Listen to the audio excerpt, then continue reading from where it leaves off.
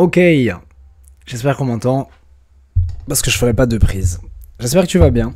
Je change un peu de décor, c'est un peu bizarre peut-être le fait d'être décentré, mais j'en ai marre de tout le temps mettre la caméra au même endroit, genre je trouve ça très monotone, du coup je change de décor. La vidéo sera peut-être un peu longue, et je vais être le plus honnête possible, et peut-être que la vidéo ne plaira pas à tout le monde, et peut-être que je vais faire beaucoup d'erreurs dans cette vidéo. Mais c'est pas grave, je tiens quand même à la faire. Pour deux raisons, la première c'est que ça te permet aussi de voir un peu où j'en suis dans mon trading, mais la deuxième raison surtout, c'est pour plus tard voir ce que je pensais là maintenant.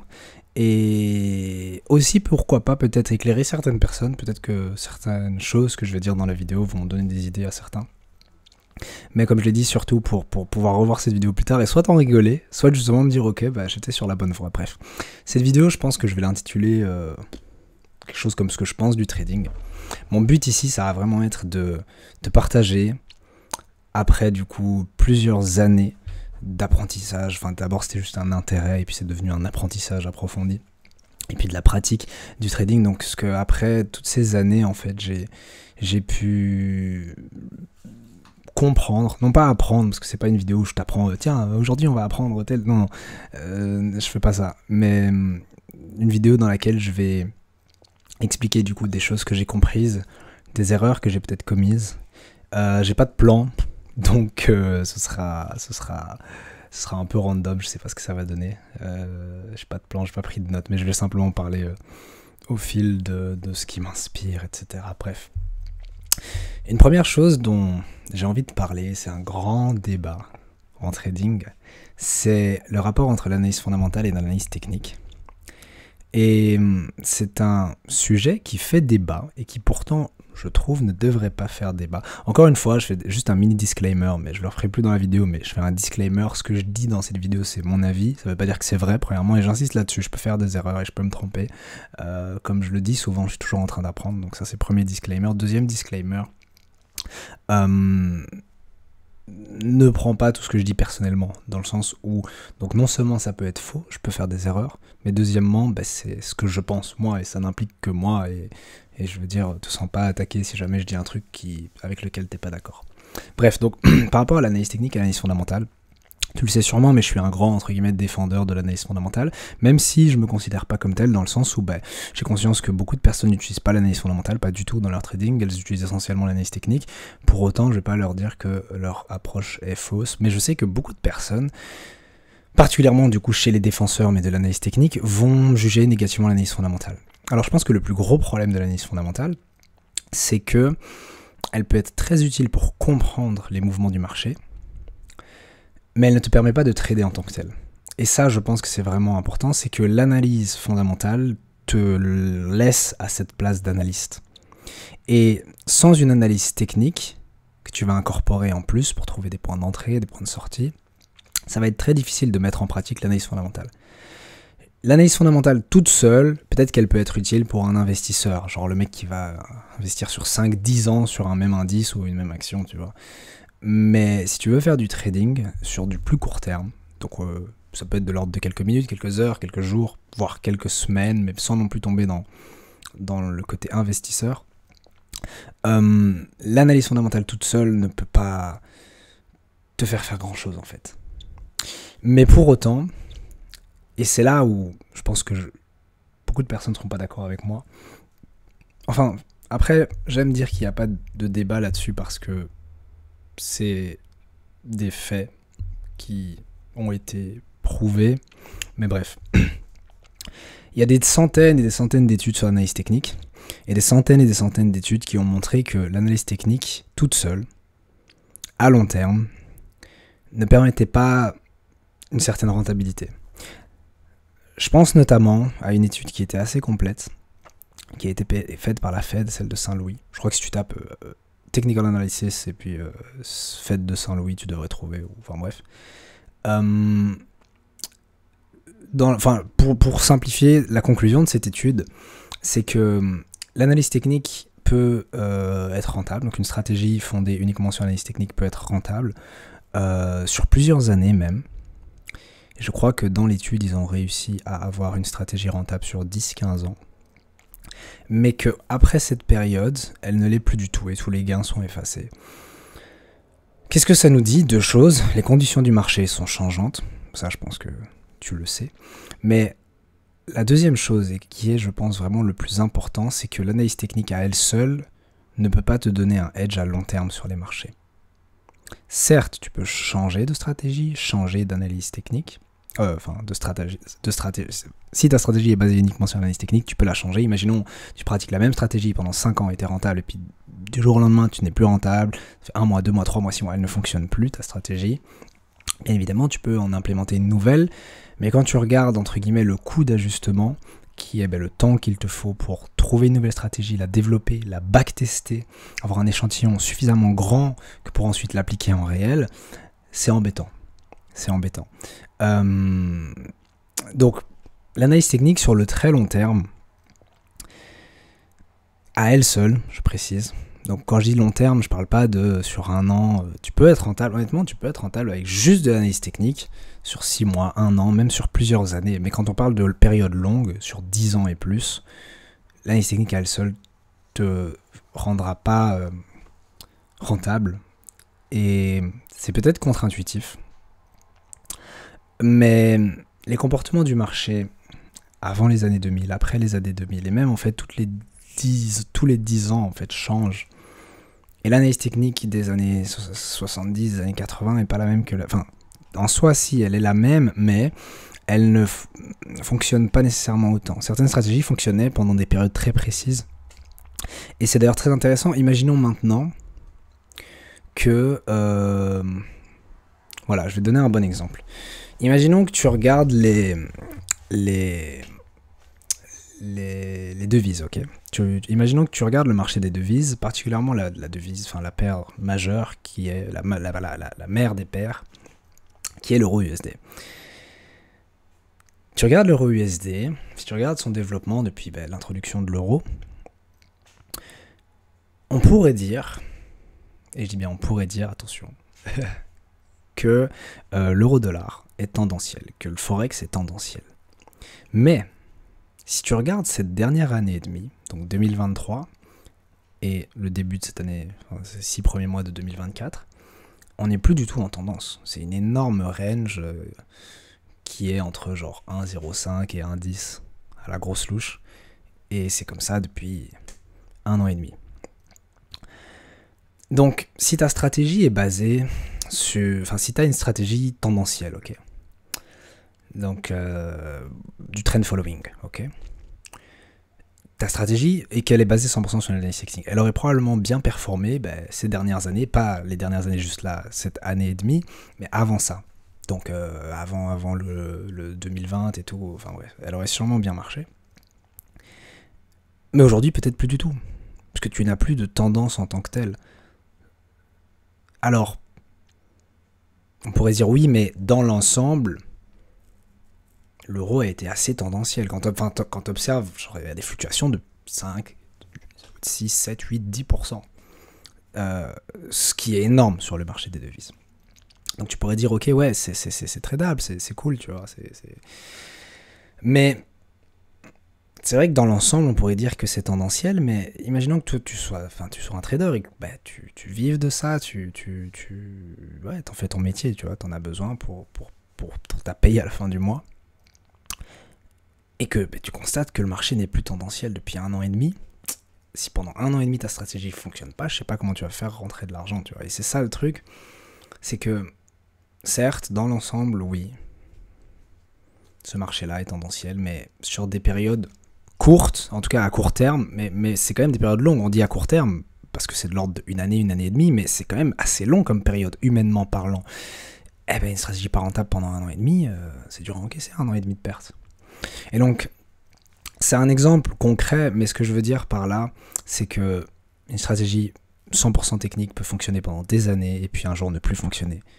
Alors bien évidemment, encore une fois, tu peux t'adapter, etc. Mais le coût que ça va te demander pour t'adapter au marché n'en vaut peut-être pas autant la peine. Tu t'en doutes, je vais parler de l'analyse fondamentale après, mais c'est ça que j'essaie de dire ici, c'est que si tu veux vraiment faire une carrière dans le trading professionnel, okay, que ce soit en institution ou pas, mais que tu veux faire une carrière dans le trading, on parle pas juste de tiens, je vais trader pendant 10 ans et puis je fais plus rien. Non, le but d'une carrière, c'est que tu fais ça toute ta vie. Bien évidemment, ça prendra peut-être différentes formes, mais après, peut-être que tu es aussi juste intéressé par le trading en tant que que tremplin dans la vie. J'en parlerai après, mais dans ce cas-là, oui, alors tu t'en fous que ta stratégie soit plus rentable après 15 ans. De toute façon, tu auras déjà fait tes sous et tu te seras reconverti à autre chose. Mais si tu es là pour rester, ça peut-être être intéressant d'intégrer l'analyse fondamentale. Alors par rapport à ça, mon avis là-dessus, c'est que la macro drive les marchés. Ça veut dire la macro est à l'origine... Enfin, non, en fait, c'est faux ce que je vais dire là, donc je vais pas le dire. Les gens sont à l'origine des mouvements de prix. Voilà, les gens, les traders sont à l'origine des mouvements de prix. Bon, de nos jours, il y a les algos, ok, il y a le trading haute fréquence, mais je veux dire, c'est les décisions individuelles, ok, qui sont à l'origine des mouvements de prix. Mais ces décisions-là, pour la plupart, pour la grande majorité, en tout cas pour les joueurs qui ont les moyens financiers de faire bouger les marchés, donc les personnes qui sont bien capitalisées, ces personnes-là utilisent la macro. Parce que la macro, en fait, va changer leur perception quant à la valeur d'un actif. Et c'est ce changement de perception qui va faire bouger les prix. C'est, ah ben tiens, en fait, avant que telle annonce sorte, que tel responsable politique monétaire dise quelque chose, qu'on ait telle info ou quoi, ou telle nouvelle, ben, la juste valeur de tel actif, bah, c'était ce niveau de prix-là. Mais en fait, maintenant, après reconsidération, compte tenu des données qu'on a et tout, bah, en fait, l'actif est sous-évalué, surévalué. Donc on va se mettre à ajuster ses positions et c'est ça qui va faire bouger le prix. Mais donc, et puis, il y a des personnes qui aiment débattre, mais en fait, je pense que tout le monde est d'accord, c'est juste qu'on utilise les mauvais termes. Certaines personnes vont argumenter que, oui, mais le prix intègre tout. Et c'est vrai, je ne peux pas le nier. Mais c'est pas parce que le prix intègre tout que la raison pour laquelle le prix bouge est le prix. Enfin, en fait, les gens confondent souvent les deux. Certes, imagine, tu as une grosse annonce, je sais pas moi, de politique monétaire, la Fed augmente ses taux, bam, le dollar s'envole, et les rendements et tout, le S&P se casse la gueule, etc. Certes, tu vas observer une réaction immédiate du prix sur les graphiques, mais cette réaction est due à la nouvelle, à l'annonce, et uniquement à ça. Et même sur le long terme, je ne sais pas si tu as un peu étudié la macroéconomie, mais tout ce qui est fluctuation de court terme, ça c'est une chose, mais tu as les fluctuations de long terme, et il y a une relation directe entre le taux de change, pour si tu trades les devises, le taux de change, et la macro. Ça c'est indéniable. Et les taux de change entre les différentes devises, entre les différents pays, dépendent directement de tout un tas de facteurs macroéconomiques. Certes, à court terme, il peut y avoir des fluctuations, ok. Et quand je dis court terme, on parle de moins d'un an. Mais sur des 5, 10, 15, 20 ans, t'as des facteurs macro. Après, encore une fois, tout ça, ça nous arrange pas, enfin, ça nous aide pas vraiment, parce que c'est cool de comprendre le mouvement, comprendre ce qu'il y a derrière un mouvement de prix, mais ça t'aide pas vraiment à prendre une décision de trading. C'est encore autre chose, et c'est pour ça qu'il faut pas tomber dans le piège de l'analyste qui fait juste de l'analyse, et c'est pas prendre position pour autant. C'est vraiment celui qui a raison dans le fond, mais pas dans la forme. Ce que cette phrase veut dire, c'est que oui, dans le fond, tu peux avoir raison et être un très bon analyste et savoir où va aller le prix et avoir raison la plupart du temps sur tes prévisions. Mais si tu sais pas te positionner, si tu sais pas passer à l'action, si tu sais pas, trader par rapport à ça, tu resteras analyste et pas trader. Et donc, tu auras un salaire d'analyste et pas de trader. Et c'est dommage, je trouve, parce qu'il suffit juste de step up un petit peu pour exploiter tes compétences et tes connaissances d'analyste pour devenir trader. Mais donc, cet éternel débat entre analyse technique et analyse fondamentale, je pense sincèrement que toute personne désireuse de faire, comment je pourrais dire ça, d'être là pour le long terme, ok, toute personne qui est désireuse d'être dans le trading pour 5, 10 ans ou plus, devrait se pencher sur l'analyse fondamentale.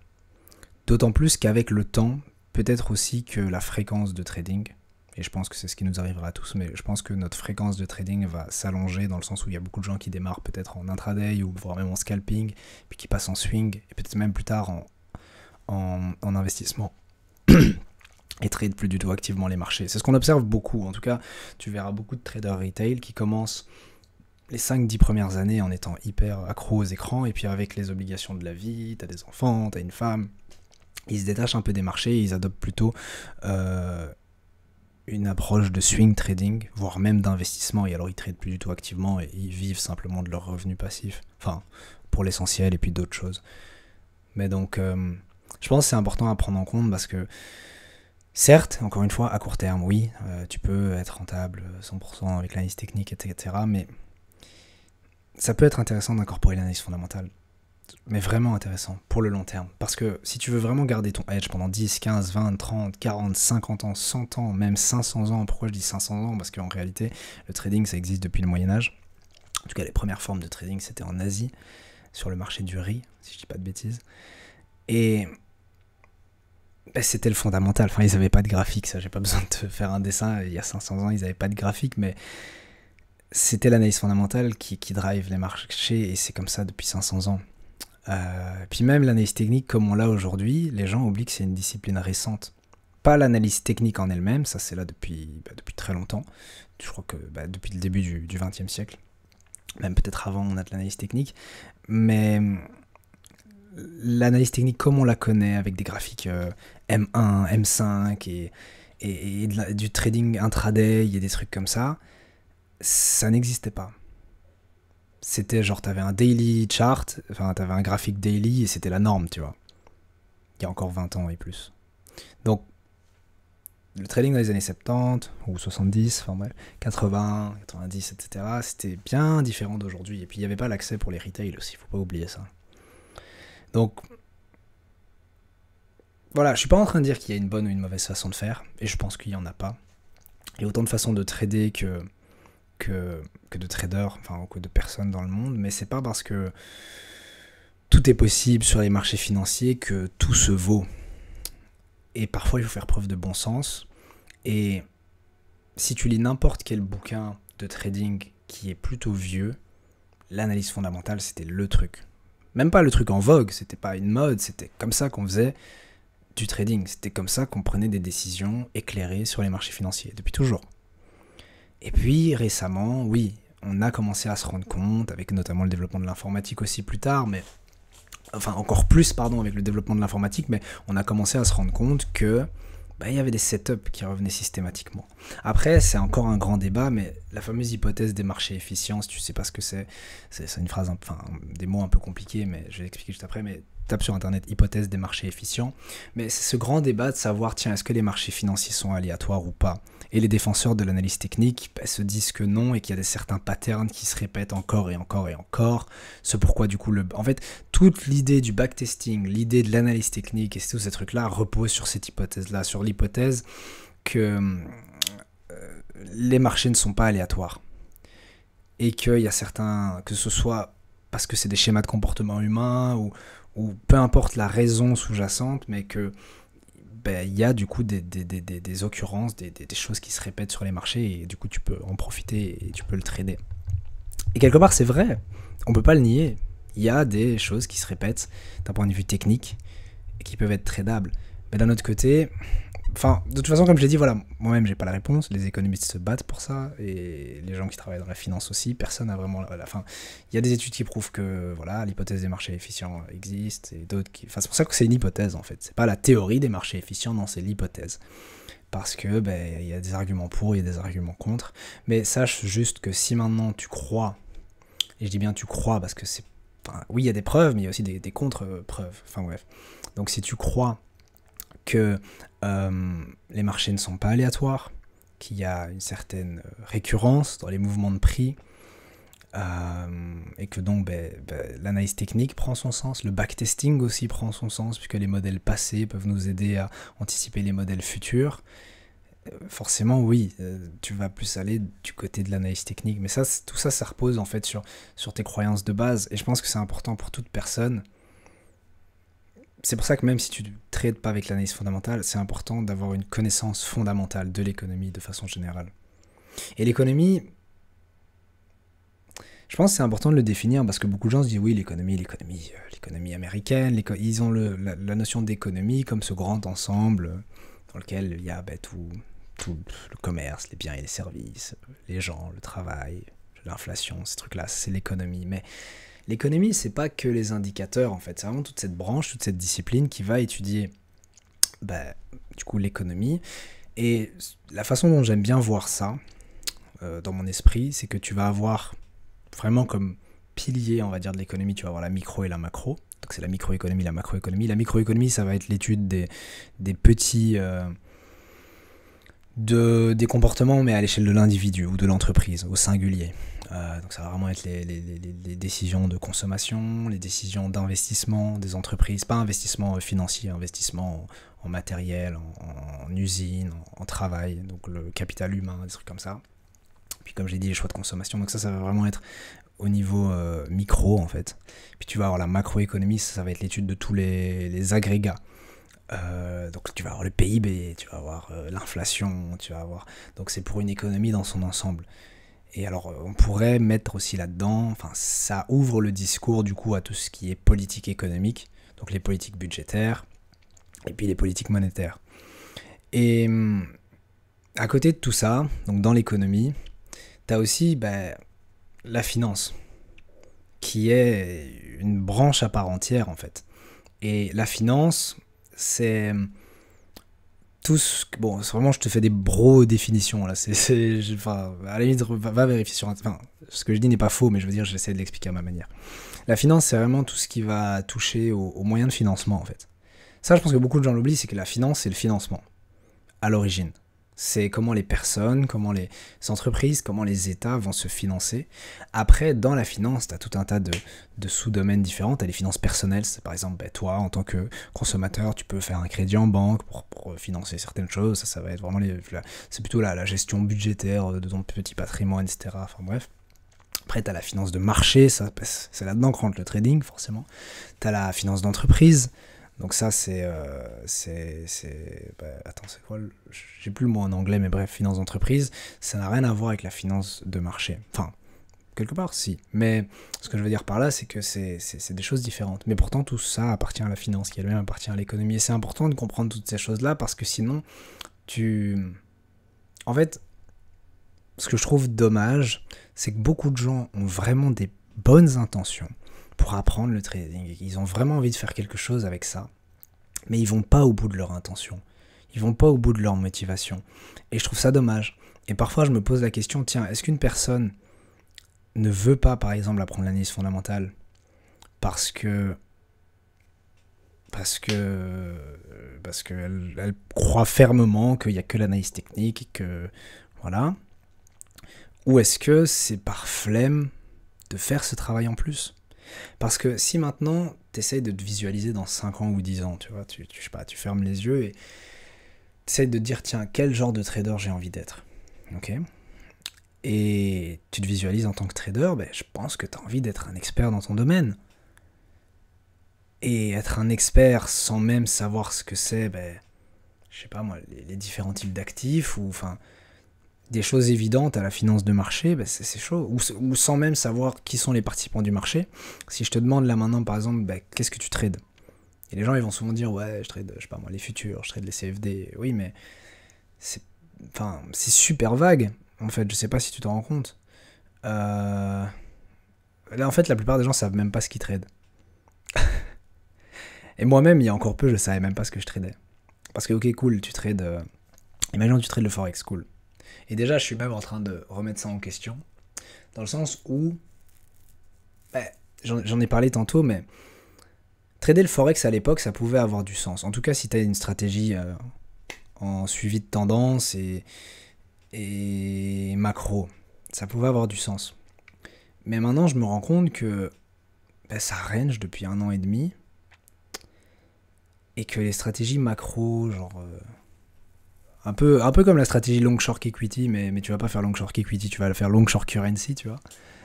Long short sur des devises, elle a beaucoup moins de sens aujourd'hui qu'à l'époque.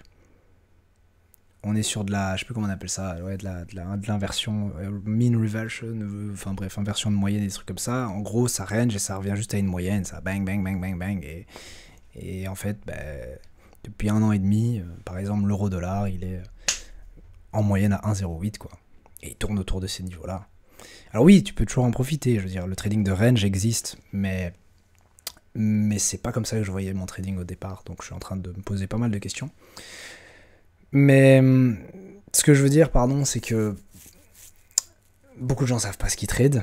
Du coup, beaucoup de gens, comme ils savent pas ce qu'ils tradent, ils savent pas comment le trade. Par exemple, si tu trades le Forex, tu trades le taux de change. Ça a beaucoup d'implications, je sais pas, c'est important de le dire, tu trades le taux de change. Tu trades pas, je sais pas moi, un indice, un truc coté en bourse, tu trades pas, ça a beaucoup d'implications. Après bon, je suis pas hyper calé là-dedans, je m'étais pas mal renseigné sur le sujet, mais enfin, ça a des implications. Par exemple, quand je vois des personnes utiliser des trucs comme du volume ou des indicateurs ouais, du coup de volume, sachant qu'on n'a pas accès au volume sur le FX, parce que c'est le principe même du Forex, c'est que c'est pas un marché genre c'est un marché de gré à gré, et du coup ben, ça n'a pas de sens. Mais la personne qui va utiliser des indicateurs de volume pour trader du Forex, elle ne sait pas ce qu'elle fait. Alors après, il y a ceux qui sont pro-volume et qui vont dire mais oui, mais non, tu peux quand même les utiliser parce qu'en réalité, en fait, tu vas prendre les données de volume de ton courtier et ça reflète plus ou moins les données du marché dans son ensemble. Genre, tu prends des données micro et ça reflète la macro. Ben oui, oui et non. Enfin, en fait, à ces gens-là, j'ai envie de dire, ben, est-ce que tu en as la preuve? Et je pense que les gens font vraiment pas preuve d'assez de rigueur dans leur trade. Moi le premier d'ailleurs, hein, parce que c'est pas, encore une fois, je l'ai dit au début de la vidéo, mais c'est pas des attaques personnelles. Si tu te sens touché, moi-même, je suis concerné par beaucoup des choses que je dis. Et beaucoup des choses que je te partage sont des enseignements que je n'ai eu que récemment. Sache-le, c'est quand j'allume ma caméra, souvent c'est des choses que j'ai apprises, si pas ces derniers jours, ces dernières semaines. Donc c'est vraiment tout frais dans ma tête. Donc au final, j'étais moi-même du côté un peu, comment dire, moins bien informé qu'aujourd'hui. Mais donc ce que je veux dire par là, c'est que c'est important de savoir ce que tu trades. En fonction de... En fait, on pourrait parler de tellement de choses, mais par exemple, en fonction déjà du marché que tu vas trader, tu vas adopter des stratégies différentes. Rien que ça, déjà juste ça, c'est important. Et quand je dis stratégie, c'est pas oui, alors moi ma stratégie, je trade les breakouts, je trade je sais pas moi, je trade les ranges, je trade non, c'est pas des je te parle vraiment de stratégie institutionnelle, j'ai pas les noms exacts, mais c'est des trucs genre tu vas faire de l'arbitrage, tu vas faire du carry trade, tu vas faire du macro, tu vas faire du LS, donc du long short, tu vas faire bon, j'ai pas tous les noms parce qu'il y a vraiment plein de stratégies différentes. Mais ça déjà c'est important à savoir. Mais encore une fois, tu peux pas choisir ta stratégie comme ça dépend du marché que tu trades. Par exemple, de nos jours, faire du LS, donc long short, sur du Forex, ça n'a pas de sens. Je suis en train de m'en rendre compte. Enfin, c'est à nuancer, ça dépend ce que tu appelles une tendance. Donc si maintenant tu veux long un certain actif, faut voir ce que tu appelles une tendance. Alors tu vas devoir jouer avec des effets de levier, etc. Puisque tu vas peut-être pouvoir long 2-3% peut-être, avant que le prix se retourne et fasse un retour à la moyenne. Et juste, comme je te l'ai dit, ça range depuis 1 an et demi. Donc voilà, tu peux adopter une stratégie macro, mais encore une fois, bah, tu vas pas faire du LS, quoi. Bref, tu peux faire du carry trade aussi, mais tu vois, le carry trade, bah, c'est propre au Forex. C'est propre au Forex. Mais maintenant, si tu trades, je sais pas moi, les actions, si tu trades... Enfin, c'est important à comprendre tout ça, c'est important à comprendre qu'il y a différents actifs, genre si tu le sais pas, mais... Donc je t'ai parlé tantôt de la finance, ok, en tant que domaine, on va dire, de compétences, et puis alors tu as la finance d'entreprise, la finance de marché, la finance... public, je crois qu'on appelle ça, donc c'est tout ce qui est budget, politique fiscale et tous ces trucs-là, d'un État. Mais donc dans la finance de marché, en fait, tu vas avoir du coup différents marchés. Je crois qu'il y a Attends, que je dise pas de bêtises. Enfin oui, en fait, c'est les marchés des capitaux. Pourquoi on appelle ça des marchés des capitaux? Parce que tu peux aller du coup En fait, ça va vraiment mettre les marchés financiers, et ça c'est important de le comprendre, vraiment à quoi ça sert en fait. Les marchés financiers à la base, c'est pour mettre en contact on va dire des en gros des gens qui ont trop d'argent avec des gens qui n'ont pas assez d'argent. Bon, c'est à nuancer, faut pas le prendre au sens propre, mais ça veut dire que y a des entreprises ou des individus qui sont désireux d'emprunter de l'argent, et il y a par exemple des gens qui ont trop d'épargne et qui sont désireux de placer cet argent. Et donc l'argent va aller d'une main à l'autre. En fait, c'est ce que tu sais que sans le savoir, si tu as une petite épargne, imaginons là, tu as un compte épargne, tu as 1000 euros, 2000 euros, 10 000 euros, je sais pas, ou même juste 100 euros, peu importe. Imaginons, donc si là tu as un compte épargne, cette épargne-là va être utilisée. Alors tu vas pas directement jouer sur le marché interbancaire, mais cette épargne-là va être utilisée par ta banque commerciale auprès de laquelle tu as déposé ton argent. Cet argent va être utilisé pour être prêté à d'autres personnes. Tu le sais sûrement, je pense. Hein. Tu sais que l'argent que tu as sur ton compte, il n'est pas vraiment là. Enfin, si tu veux le retirer, tu peux l'avoir, mais ce que je veux dire, c'est que peut-être que la banque utilise 90% de cet argent-là pour le prêter à d'autres gens. Elle fait des crédits, elle octroie des crédits avec cet argent-là. Mais donc, c'est ça que j'appelle mettre en connexion en fait des gens qui veulent épargner et des gens qui veulent investir, c'est que ben, ton argent va servir à financer des projets d'investissement d'autres personnes.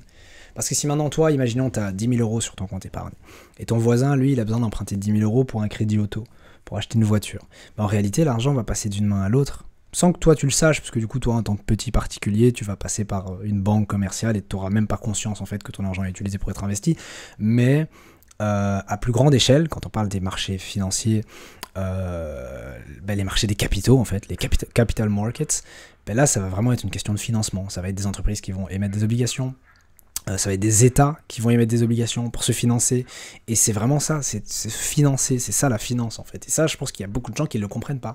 Ils tradent les marchés sans savoir ce que c'est. Ceux qui tradent la bourse, ouais, vas-y. Enfin, je vois beaucoup de gens par exemple qui tradent le SPX, enfin j'appelle ça le SPX, mais c'est le S&P, le S&P 500. Ben, ils savent pas ce...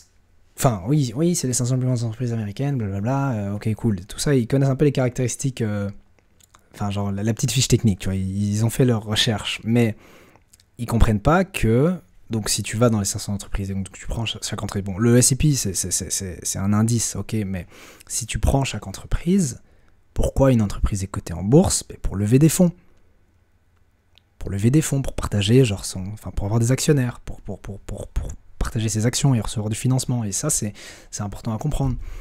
Et les gens ne le comprennent pas. Mais quand tu comprends ça, ça te semble évident du coup que ben, le fonda, parce que j'en ai parlé tantôt, mais la macro et le fonda guident les marchés, ça semble évident. Parce que si maintenant tu te dis que ben, en fait, la valeur d'une entreprise cotée en bourse, enfin, c'est même pas l'entreprise, c'est pas la valeur de l'entreprise, parce que parfois il y a des mismatchs, c'est la valeur des actions, ben, elle va dépendre directement de la performance de l'entreprise. Enfin, pas que, mais de tout un tas de facteurs macro liés à l'entreprise ou à l'économie dans son ensemble. Enfin, ça semble évident, puisque enfin, quand tu comprends ce que sont les marchés financiers, ça semble évident. Mais je pense que beaucoup de personnes sont enfermées dans cette vision du trading qui est hyper étroite, du trading un peu mainstream, du trading qu'on voit sur Internet avec beaucoup d'analyses techniques, beaucoup de graphiques, beaucoup de... Ben, en fait, toutes les idées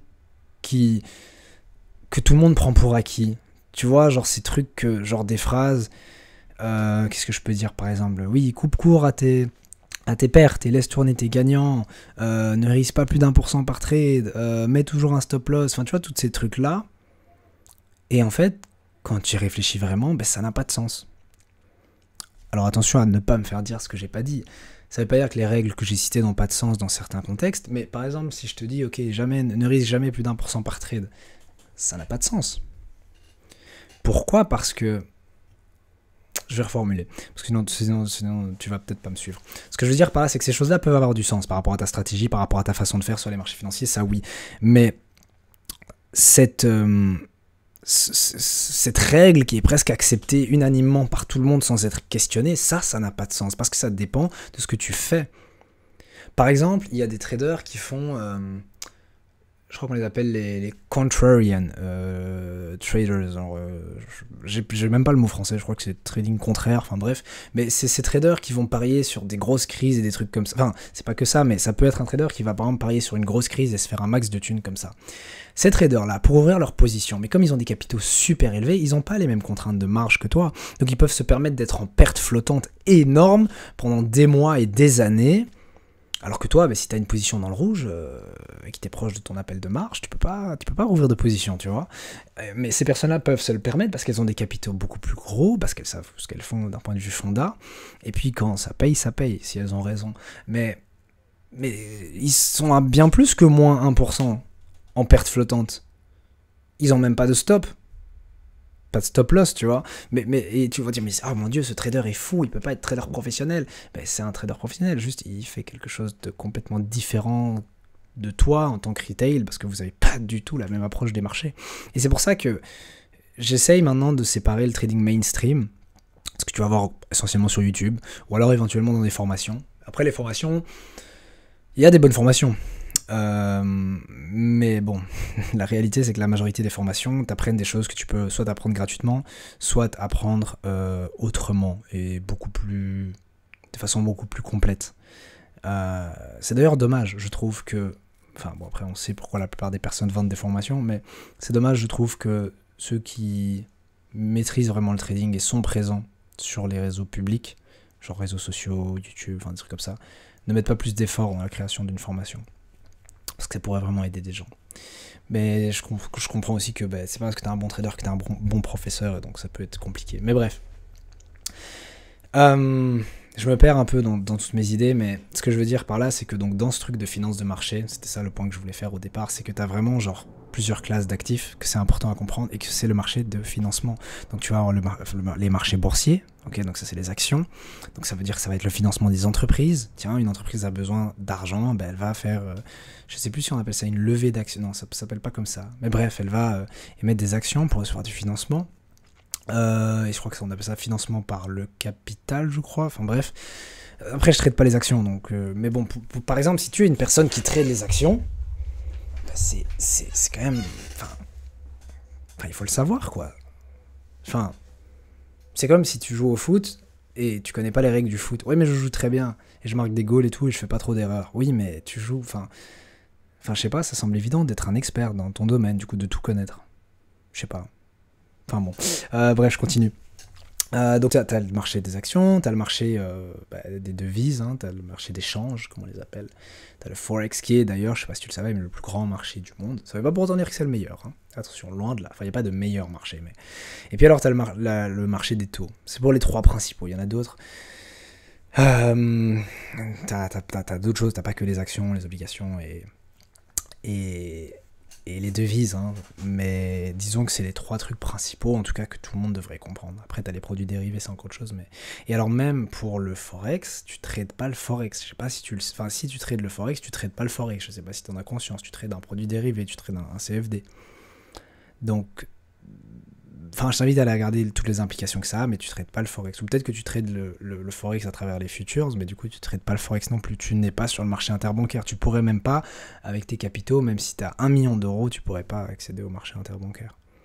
Parce que c'est le marché interbancaire, genre entre les banques. Enfin, c'est pour vulgariser, mais ce que je veux dire par là, c'est que ce que tu trades n'est pas le Forex. C'est le reflet du Forex. Genre, c'est un miroir. Ça veut pas pour autant dire que tu peux pas trader comme si tu étais sur le vrai marché, mais juste sache que, en réalité, quand tu passes un ordre au courtier, c'est ton courtier qui va agréger ensemble plusieurs ordres de plus petits traders particuliers, et lui va mettre cet argent sur le marché Forex, sur le marché interbancaire. Mais toi, t'as pas d'accès direct, seulement un accès indirect. Parfois, t'as pas, même pas d'accès du tout, mais ça c'est encore autre chose. C'est quand t'as genre des faux marchés. Enfin, bon, je vais pas en parler, ça va être trop compliqué. Bref. Mais donc comprendre toutes ces choses-là, je pense que c'est vraiment essentiel. J'ai introduit la vidéo en expliquant que je voulais dire en fait ce que je pensais du trading, mais ce grand débat analyse technique, analyse fondamentale, c'est l'un des grands sujets, et pour avoir un edge, je pense que l'analyse fondamentale est vraiment importante. Mais la réalité, et ça c'est mon avis, c'est que l'analyse fondamentale est beaucoup plus difficile à apprendre que l'analyse technique, et que ça se vend beaucoup moins bien. C'est pourquoi je t'ai dit tantôt que je faisais une distinction entre le trading mainstream et le trading, on va dire...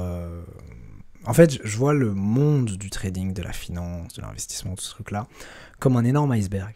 Et ce que tu vois sur Internet, c'est la partie visible de l'iceberg. Et puis, tu as la partie immergée. Cette partie-là, elle est pas nécessairement inaccessible, mais elle est moins visible. Dans le sens où, bon, il y aura toujours la partie tout en dessous, c'est celle qui est le plus enfouie dans la mer, qui, elle, est inaccessible pour le trader particulier. Ok, il y a toujours des, entre guillemets, des secrets bancaires. Mais il y a quand même pas mal d'informations sur le vrai, je mets un bien entre guillemets parce qu'il n'y a pas de vrai trading, mais sur le vrai trading. Et puis tu as le trading de surface. Et le problème en fait, c'est que les vraies informations, ou les informations plus complètes, sont noyées dans l'amas d'informations peu poussées que tu peux voir sur Internet. Mais l'information est quand même là. Même sur YouTube, parfois tu peux trouver des pépites. Mais c'est rare. C'est rare. Ouais, tu peux trouver des bons livres aussi parfois. Mais il faut le savoir, tu vois, il faut... Enfin... Par exemple, tu veux acheter un livre de trading, imaginons. Et ça va être une métaphore pour parler de YouTube. Tu vas taper livre de trading, chouette. Tu penses que les livres sur lesquels tu vas tomber, ça va être quoi? Ça va pas être le livre super avancé, genre, je sais pas moi, options, futures et dérivées, tu vois, de John Yule. C'est pas ce genre de livre que tu vas avoir, tu vois. Tu vas avoir le trading pour les nuls ou des livres de psychologie de trading, parce que la psychologie de trading, ça aussi, mon avis là-dessus, c'est que c'est génial dans le sens où tu en as besoin. Vient un moment dans ton apprentissage et entre guillemets ta carrière de trader où tu vas avoir besoin de maîtriser ta psychologie trading, si je peux le dire comme ça. Mais trop facilement, on jette ça à la figure des débutants en leur disant ton problème, c'est la psychologie de trading, alors que la réalité, c'est juste que ils ont pas de strat, ils ont pas de hedge, ils comprennent pas les marchés, ils savent même pas ce qu'ils tradent. Et enfin voilà. Et la preuve, c'est simplement que si tu es un débutant et que tu as déjà fait sauter ton compte de trading, c'est que tu sais pas ce que tu fais.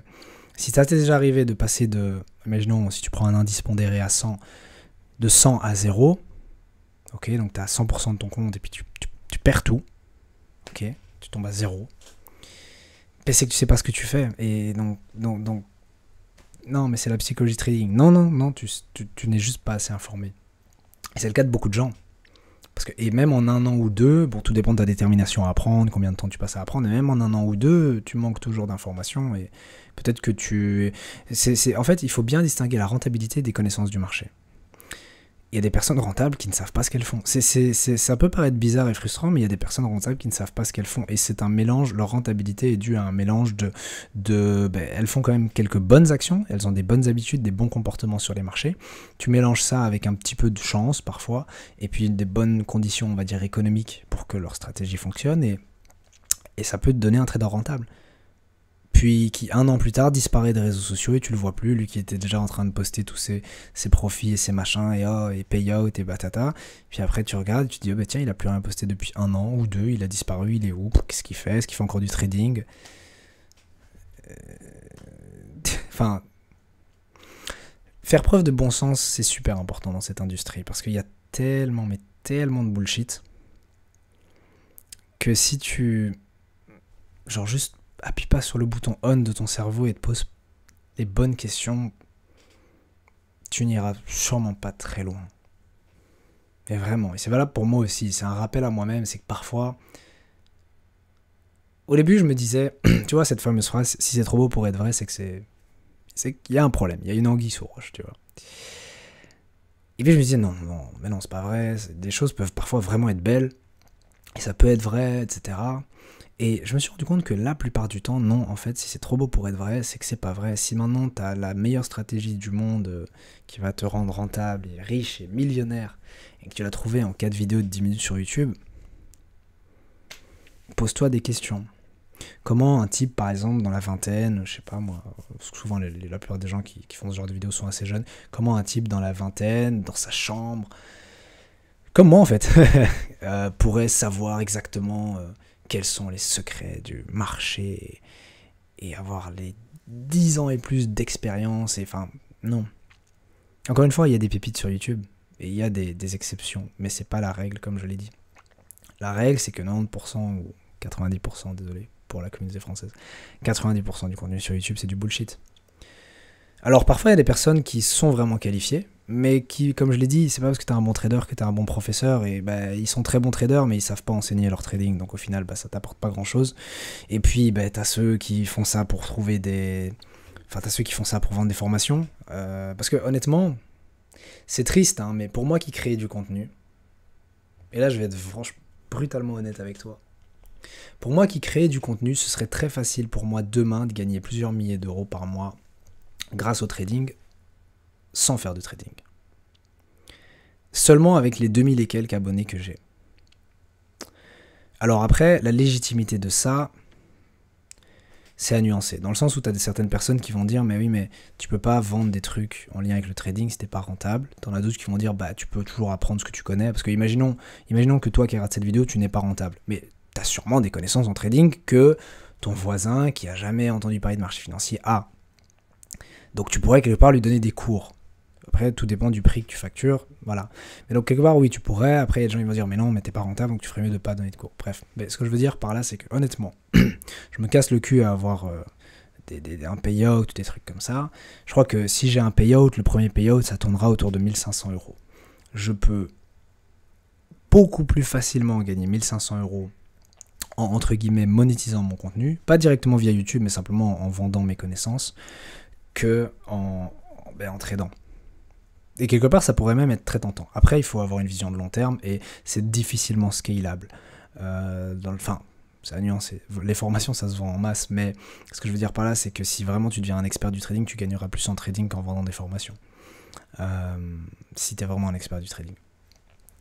Mais c'est sûr que si tu es à chier en trading, tu as plus intérêt à vendre des formations que... Mais donc voilà, pour être totalement honnête avec toi, et c'est pour ça en fait qu'il y a énormément d'arnaques sur internet, c'est qu'il te suffit d'apprendre un peu le trading pendant quelques années et tu peux facturer des sommes parfois astronomiques pour certaines connaissances. Donc voilà, après la légitimité de tout ça, ça c'est encore autre chose. Honnêtement, quand je regarde parfois des formations mais qui sont axées que sur la macro et le fonda, et à quel point c'est poussé, du coup ça ne l'est pas, donc à quel point c'est peu poussé, et que je vois que les gens facturent ça des centaines d'euros, et ils en ont des clients, c'est ça le pire. C'est-à-dire que imagine même juste un truc, je sais pas moi, une formation à 500 euros sur le fonda, et tu vends ça à 10 personnes, ça te fait déjà 5K. Ça se trouve très facilement, 10 personnes. En tout cas, quand tu as une communauté de 2000 personnes et plus, ça se trouve très facilement. Mais voilà, encore une fois, en fait, quand tu as conscience de ça, si je te le dis là maintenant, c'est parce que n'oublie jamais quand tu regardes la vidéo d'un mec qui te fait des trucs de trading, il peut être bien intentionné s'il a une formation, mais c'est aussi possible qu'en réalité, il gagne plus d'argent avec ses formations qu'avec son trading. Et c'est dommage. Ça veut pas dire que, voilà, encore une fois, la légitimité de ça, c'est à chacun de se faire son avis. Est-ce que, parce qu'il n'est pas vraiment rentable, c'est légitime ou pas? Ça, je te laisse te faire ton avis, c'est à toi de voir. Mais ce que je veux dire par là, c'est que quand tu sais ça, tu remets un peu plus en question ce que tu regardes sur Internet. Tu fais plus attention. Parce que la plupart des gens, en fait, ont aucune foutue idée de ce qu'ils font. Et puis même, ils sont pas là depuis longtemps. Il y a énormément de chaînes qui sont là depuis 1 an, 2 ans, 3 ans. Et tu vois des types qui popent de nulle part. Genre littéralement des types qui débarquent de nulle part. Ils sont là en mode je suis rentable. Ils ont montré aucun track record vérifié, mais c'est pas grave. Je suis rentable. Ils te montrent quelques trucs. Ils pourraient l'être, mais peut-être pas. En fait, peut-être que c'est juste du fake. Enfin, tu sais pas. T'es rentable. Ils te vendent une formation. Et en réalité, le pire, c'est que c'est pas si dur à mettre en place. Et qu'il y a plein de scammers qui se sont déjà fait, entre guillemets, démasquer. Mais la réalité, c'est que si tu as un petit peu de connaissances en trading et que tu touches une communauté suffisamment naïve que pour payer tes formations, tu peux très vite gagner suffisamment par mois que pour imiter le lifestyle de quelqu'un qui est riche. Et donc tu peux attirer encore plus de clients et ça tourne tout seul en fait. C'est un vrai business. Et les gens le voient pas ça. Si j'en parle là aujourd'hui, c'est parce que les gens le voient pas et c'est grave. Genre littéralement c'est grave et c'est dommage parce que c'est à cause des gens comme ça que l'industrie est pourrie, genre sur internet en tout cas, et que juste il y a cette mauvaise image du trading, mais c'est parce que des gens se sont rendus compte, quelque part oui, c'est diaboliquement intelligent. C'est machiavélique. Mais des gens se sont rendus compte que tiens, si j'apprends le trading, je suis pas rentable, ça me saoule, j'abandonne. Mais au lieu d'abandonner, j'ai quand même appris le trading. Donc je vais utiliser mes connaissances pour parler de trading sans savoir faire du trading, mais je vais juste parler de trading, dire aux gens que je peux leur apprendre le trading. Et au début, c'est facile de falsifier des track records, des trucs comme ça. Ouais, regardez, je suis rentable, c'est mes positions, mais il y a pas vraiment de preuves, il y a pas, tu vois, t'as pas accès à ces comptes bancaires, quoi. Bref. Puis du coup, les gens, comme je te l'ai dit, vont payer des formations. Et puis ça va te faire des rentrées d'argent, ok, 1000, 2000, 3000, 4000, 5000 euros et plus, etc. Et puis très vite, tu peux financer un lifestyle un peu plus cher, en fait. Et puis tu le montres sur Instagram, sur les réseaux sociaux. Et puis du coup, ça attire encore plus de gens. Oh mon Dieu, regardez, ce trader, il est riche, blablabla. Et puis plus de clients, et du coup un lifestyle encore plus, comment on dit, exubérant, je crois. Exagéré, etc. Et puis du coup, c'est une machine qui tourne toute seule. Et il y a énormément de traders, enfin je sais pas si on peut les appeler traders, mais du coup des influenceurs traders qui vivent comme ça. Et c'est dommage, parce que du coup, dans tout ça, on en perd la passion. Genre, il n'y a plus... Encore une fois, je fais des généralités. Il y en a. Il y a quelques traders qui sont vraiment honnêtes et qui veulent bien faire sur Internet. Mais la majorité, comme je t'ai dit, 90% des traders, c'est juste des influenceurs plus que des traders. Et en fait, leur business model, c'est ça. C'est parler de trading sans avoir aucune foutue idée de ce qu'ils font. Te vendre des concepts que tu peux apprendre gratuitement. Genre, littéralement. Toujours en rester aux bases. Et puis couronner le tout en disant mais si t'es pas encore rentable, c'est ta psychologie de trading parce que ma formation, je t'ai tout appris et tu peux aller dans la section résultats de mon canal, je sais pas quoi, pour voir que tu vois, il y a d'autres personnes rentables. Et encore une fois, tombe pas dans le piège. Genre franchement, tombe pas dans le piège parce que tu vas perdre du temps, tu vas perdre de l'argent. Mais surtout, par exemple, j'ai cité le canal résultats, donc imagine, il y a beaucoup de formations qui ont quelque chose, je sais pas moi, un groupe Facebook, WhatsApp, Telegram, Discord, peu importe, mais un endroit où les membres peuvent discuter. Et du coup, ils peuvent partager leurs gains. Est-ce que, genre, à moins que tu aies fait vraiment le suivi de ces personnes-là, donc tu vas donc imaginons tu rejoins une formation, ok, et tu vas discuter aux membres, tu vas discuter avec les membres. Ah, j'ai vu que tu as montré tes profits, etc. Tu trades depuis quand? Tu trades quoi? C'est combien de temps que tu as la formation? Je peux voir ton track record, est-ce que tu as déjà eu des payouts, etc. Genre vraiment, tu leur demandes ces informations-là, et s'ils veulent bien te les partager, tu les regardes. Si ces personnes-là ont vraiment des track records vérifiés et tout, et sont rentables depuis longtemps, ben, et qu'elles te disent sincèrement, ben oui, j'ai vraiment appris avec la formation de cette personne-là, ça m'a beaucoup aidé, blablabla, ben alors, t'es peut-être bien tombé, la formation peut peut-être vraiment t'aider. Mais souvent, les gens, dès qu'ils ont des résultats, ils vont le publier. Oh, regardez, j'ai fait X euros ce mois-ci. Et en fait, les 3 mois qui suivent, ils sont perdants, tu vois. Mais ils vont pas le montrer parce qu'ils ont honte. Sauf que comme c'est juste un nom ou pseudonyme dans l'amas de messages d'un groupe, bah, tu vas pas te dire ah mais attends, il y avait un mec qui avait posté ses résultats le mois passé et là il a rien posté ce mois-ci. Non, tu regardes pas et tu fais pas attention. C'est pour ça que je dis sois intelligent, fais preuve de bon sens et pose-toi les bonnes questions. Quand tu vois une vidéo de quelqu'un, quand tu vois, même ça peut même être un livre, ça peut être, enfin bref, tout ce qui touche à dès qu'on veut te vendre quelque chose en fait. Pose-toi les bonnes questions, demande-toi, tiens, est-ce que cette personne, non seulement a vraiment un intérêt à m'apprendre quelque chose, parce que t'as des personnes, bah, elles ont juste pas envie que t'apprennes, genre vraiment pas. Deuxièmement, combien ça coûte, genre est-ce que c'est exagéré? Oui, 1500 euros, enfin, en fait, après, encore une fois, ça dépend de ce que t'achètes, mais est-ce que le prix est exagéré par rapport au contenu? Et puis est-ce que la personne, surtout, est-ce que la personne est légitime pour t'apprendre cette chose-là? Et je crois que ça, c'est la question la plus importante à se poser. Tout ce que tu consommes en ligne, et même dans la vie en général, va avoir un impact sur toi, sur tes pensées, sur ton corps, etc. Si tu t'alimentes de McDonald's pendant une semaine, tu vas vite tomber malade. Eh bien, sur Internet, c'est la même chose. Tout ce que tu vas consommer en ligne, comme contenu, va t'influencer. Et tout comme tu fais attention à ce que tu manges, en nourriture, fais attention à ce que tu consommes en ligne. Genre vraiment, parce que tu peux perdre beaucoup de temps et beaucoup d'énergie et malheureusement beaucoup d'argent si tu tombes dans le piège en écoutant les mauvaises personnes. Fais très attention à qui tu écoutes et de qui tu tiens tes informations. Vérifie toutes tes sources, questionne tout. Faut pas non plus devenir parano, mais questionne tout. Si tu veux vraiment apprendre et apprendre plutôt rapidement, ton but c'est pas d'apprendre, de mettre 15-20 ans avant d'être rentable en trading. Si tu veux apprendre plus ou moins rapidement, questionne tout et apprends auprès des bonnes personnes. Je te jure que c'est aussi pour ça que j'ai pas fait beaucoup de vidéos ces derniers temps, mais ces dernières semaines et même ces derniers mois, je crois que je peux dire, parce que ça commence à faire longtemps que je suis là-dedans. Ces derniers mois, je me suis vraiment plongé davantage dans la déconstruction de tout ce que je pensais et croyais en trading et la reconstruction de tout ça. Et la métaphore de l'iceberg dont je t'ai parlé, c'est pas une blague, c'est vraiment, il y a deux côtés de l'iceberg. T'as le trading mainstream et le trading c'est simple, ça consiste en t'as une stratégie, t'as ton edge, t'as ta gestion des risques, t'as ta psychologie, tu mets tout ça ensemble, potion magique et t'es un trader rentable. Et puis tu rajoutes un peu de, je sais pas, j'ai pas envie de faire des débats inutiles dans les commentaires, donc je vais pas citer de stratégie en particulier, mais les stratégies un peu tendance. Honnêtement, et ça aussi, il suffit d'être dans l'industrie depuis suffisamment longtemps. J'y suis pas, mais je me renseigne encore une fois, je précise. Il suffit d'être dans l'industrie suffisamment longtemps que pour comprendre qu'il y a des vibes. Genre littéralement il y a des vibes, il y a une époque où c'était oh tiens Ishimoku c'est le nouveau truc incroyable, il faut l'utiliser. Oh je sais pas moi, oh ICT c'est le nouveau truc incroyable, il faut l'utiliser. Oh les concepts d'offre et de demande, supply and demand, c'est le nouveau truc, il faut l'utiliser. Et rien de tout ça n'est nouveau, souvent c'est juste des trucs remâchés, et puis t'as une hype qui se construit autour de ça. Souvent elle vient du côté retail. C'est pas, les institutionnels ils sont là, ouais bah ça existe depuis toujours et ouais tu peux l'utiliser ou pas, voilà.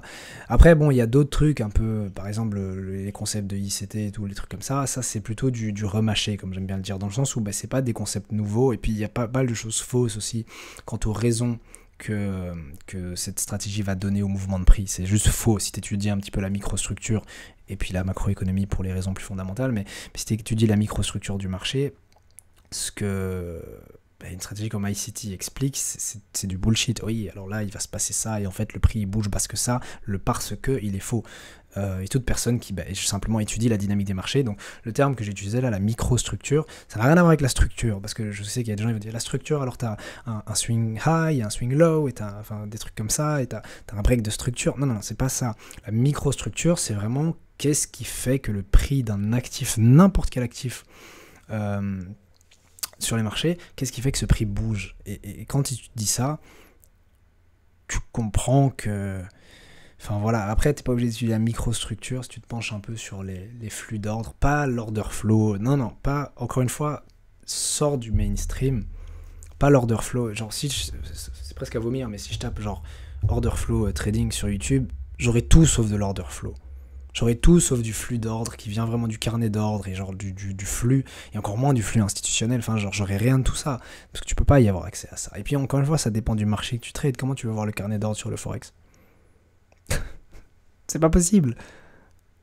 Et il y a des gens qui vont l'utiliser. Enfin bref. Après encore une fois, on apprend tous. C'est pour ça que tu me verras rarement à travers mes vidéos dire « Ah, et lui, il est con, et lui, il est pas con. » Et je vais jamais porter un jugement sur les gens parce que moi aussi, j'ai fait des erreurs. Moi aussi, je suis tombé dans pas mal de pièges.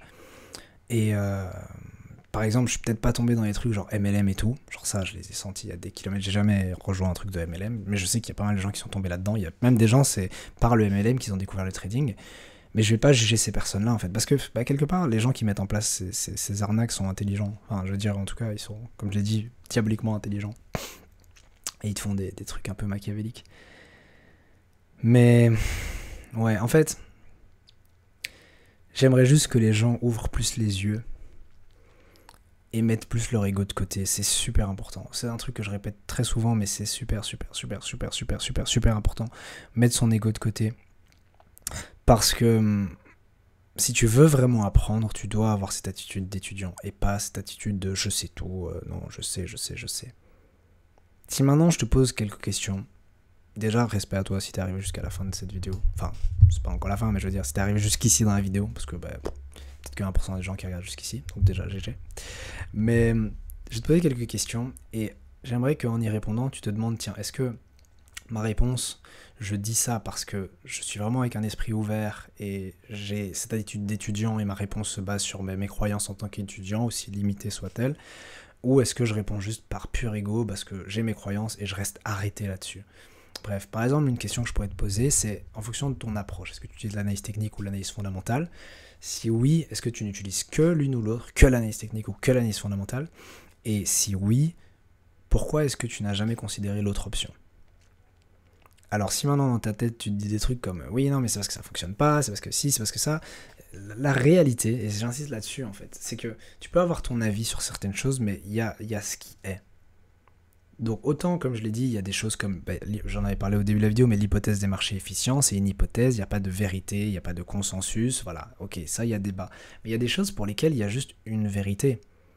Il y a des faits qu'on pourrait dresser sous forme de phrases et c'est juste, tu peux pas contester ça.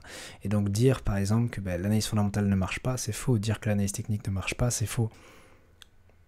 Individuellement, l'une comme l'autre est inutile. Tu peux pas juste utiliser de l'analyse fondamentale et être rentable. Non, il faut de l'analyse technique pour prendre position. Mais tu peux pas utiliser juste l'analyse technique et être rentable. En tout cas, si à court terme, mais à long terme, ça va être plus compliqué. Et encore une fois, parce que là, à chaque fois en fait, quand je dis ça, donc si je dis maintenant tu peux pas utiliser que l'analyse technique et être rentable à long terme, les gens vont me dire oui mais si je connais des traders qui... Et de nouveau, je te renvoie à ce que j'ai dit il y a 5 minutes, questionne vraiment tout. Je connais des traders qui... Déjà qui exactement? Genre des noms, vraiment des personnes réelles que tu connais, que tu as, pas juste des gens que tu as vus sur YouTube qui a pop il y a 1 an et en étant déjà rentable, tu sais pas d'où il vient, tu sais pas ce qu'il fait, etc. et qui vend une formation en première ligne de sa description. Ça c'est la première chose. Après, ensuite, est-ce que tu as pu le vérifier, son track record? Est-ce qu'il est certifié? Est-ce que, tu vois? Parce que, oui, mais je connais... Oui, non, tu ne connais que ce que la personne veut que tu connaisses d'elle. Tu ne vois que ce qu'elle te montre. Mais oui, mais il est rentable. Oui, c'est ce qu'il montre. Et tout porte à croire qu'il l'est, telle ou telle personne, peu importe la personne à laquelle tu penses. Mais remets ça en question, genre sincèrement. Il y a beaucoup plus de personnes pas rentables que ce que tu crois. Tout comme il y a beaucoup plus de personnes rentables que ce que tu crois. Enfin, c'est ça le paradoxe, c'est que d'un côté, il y a des gens rentables qui en vivent. Mais l'autre réalité, c'est qu'aussi, il y a beaucoup plus de personnes qui se prétendent rentables qui ne le sont pas. Et ça, c'est dur à accepter aussi. Parce que ça veut dire alors que tu dois te méfier de tout le monde et que tu peux pas prendre des conseils de n'importe qui si tu veux vraiment apprendre le trading. Parce qu'il y a un peu cet effet de masse aussi. C'est que tu as des personnes qui sont pas rentables, qui vont défendre une idéologie à fond, alors qu'ils savent même pas si ça marche, parce qu'ils l'ont... Enfin, ils savent pas si ça fonctionne, puisque ça fonctionne pas encore pour eux. Mais ils se disent que ça fonctionnera un jour, mais... Et ils vont être là, telle méthode c'est la meilleure. Ah ok, t'es rentable avec? Non, mais... mais je connais... ça me fait rire. Enfin bref. J'espère que tu comprends tout ce que j'essaie de te partager là. Enfin, on pourrait discuter d'encore tellement de choses. Et j'aime bien faire ce genre de vidéos de temps en temps, un peu comme si on avait juste une discussion à deux. Bon, même si là, du coup, tu peux pas me répondre. Après, tu peux répondre en commentaire, on peut interagir, mais j'aime bien ce genre de discussion un peu plus posée où simplement je te parle franchement sur ce que je pense de certaines choses par rapport au trading. Et ouais, ça m'énerve, j'ai envie de vraiment parler encore de plein de choses. Mais ouais. Non, on fera ça dans une prochaine vidéo parce que sinon, elle va durer trop longtemps, éternellement. Bref. Je vais juste poser une dernière question, parce que j'avais dit que je te poserais quelques questions. Donc là, je t'avais posé la question par rapport à l'analyse technique ou fondamentale. Une autre question que je pourrais te poser, c'est...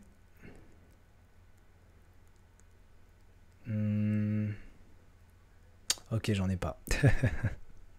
Non, j'en ai pas là comme ça. Mais de toute façon, ouais, non, tu le vois bien, je commence à fatiguer, ça fait longtemps que je parle. Je ferai le reste dans une autre vidéo. Cette vidéo me tenait très à cœur. Et si tu l'as regardée jusqu'ici, félicitations, encore une fois, parce que c'est pas tout le monde qui l'aurait fait. En réalité, comme je te l'ai dit, par rapport au stats, il y a moins d'1% des gens qui vont jusqu'à la fin des vidéos. Et dis-toi que même sur une vidéo de genre 10 minutes, ce qui est pas long, 10 minutes, il y a moins de 10% des gens qui restent jusqu'à la fin. Donc c'est déjà un bon signe. Si tu es capable de garder ton attention fixe comme ça pendant aussi longtemps, peut-être 1 heure et plus, garder ton attention sur une seule chose aussi longtemps, félicitations à toi. Parce que tu fais déjà partie du top 5% d'une certaine façon. En tout cas pour ce qui est de consommer du contenu sur YouTube, tu sais regarder des vidéos longues, non éditées, etc. Enfin bref. Bon, je vais pas te garder plus longtemps parce que là ça dure. Ok. J'aborderai d'autres sujets, mais j'essaierai de structurer un peu ma pensée parce que sinon on peut parler de tout et de rien. J'ai parlé énormément de choses ici, donc voilà. J'essaierai de structurer un peu plus ma pensée, peut-être prendre quelques notes pour la prochaine vidéo. Mais voilà, si ce genre de vidéo te plaît, d'ailleurs ça j'insiste, n'hésite pas à le mettre dans les commentaires. En vrai, si t'as regardé jusqu'ici, commente... Ok, oublie, je sais pas. Parce que je ferai ça pour la prochaine vidéo. Je dirais, si t'as regardé la vidéo jusqu'ici, commente telle chose. Et comme ça, je verrai les personnes qui ont vraiment regardé jusqu'au bout. Bref, j'espère que la vidéo t'a plu. Et puis, on se dit à la prochaine dans une prochaine vidéo.